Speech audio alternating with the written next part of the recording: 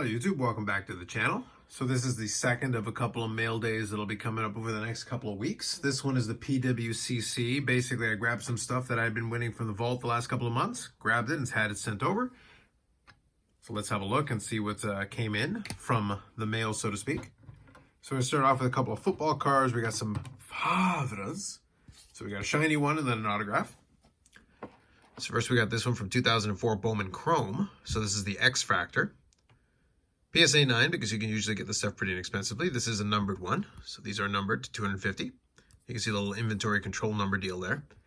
So usually I'll let a couple of things. If I purchase some items in the PWCC auction, I'll let it sit in the vault for a bit and then get it shipped out in one consolidated shipment, just like this one. So that's an example right there. So that's one card. This next one here is kind of a fun one.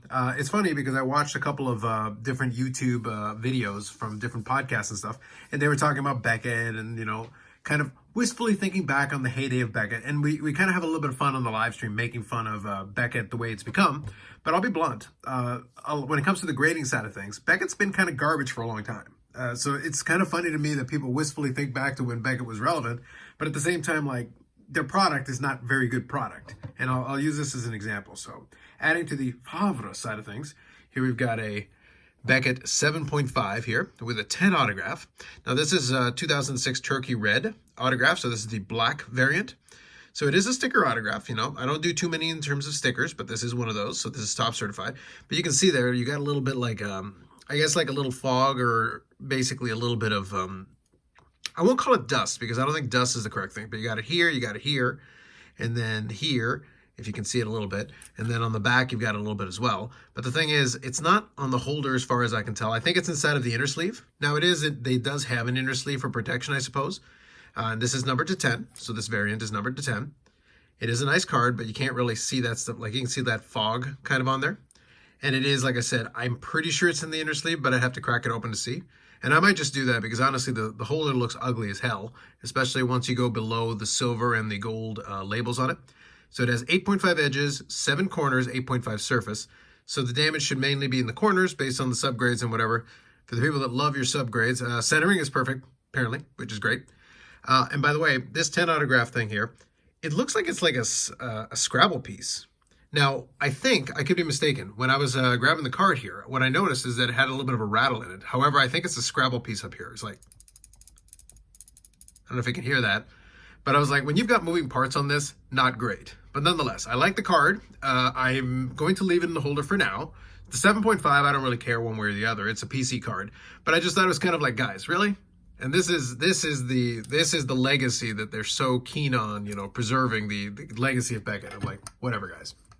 The good news is it made it cheap because it was in that holder. Now, next up here, I'm going to do 2 cards for the 53 Bowman color set. So I'm slowly chipping away at those. So first one is going to be a 53 Bowman color Gil Hodges.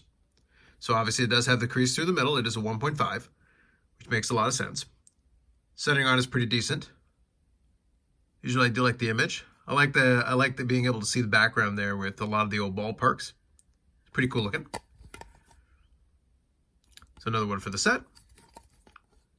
Always like that. Let's include that one there. And then we'll move this one here. Like I said, I do enjoy the shine, so that's nice. All right, so this one here is Johnny Lipton, so an SGC. So like I said, for the 53 Bowman color set, I do have a number of different third-party graders, so I've used a number of them.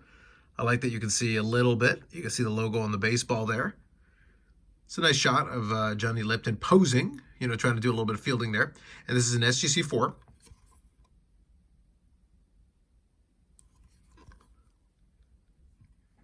Add that one there.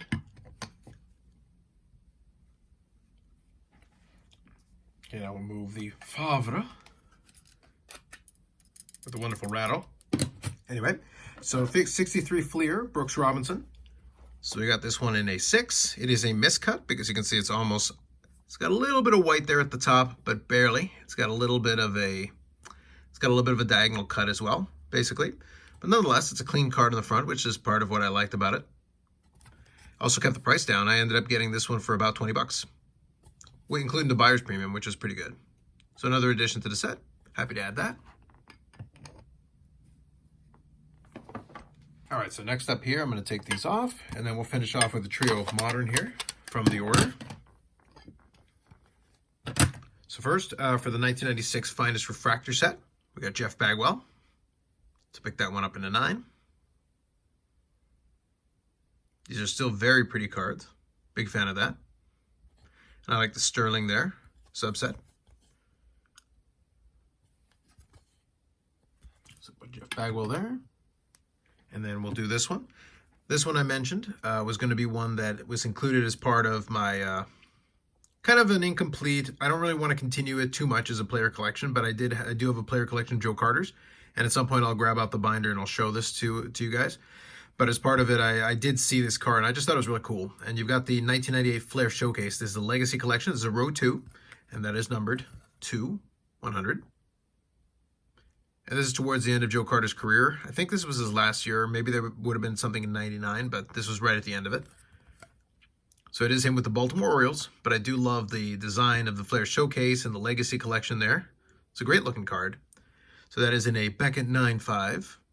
Like I said, despite my issues with Beckett and the holders themselves, it is this card itself was certainly worth it. And the price on it I thought was fair.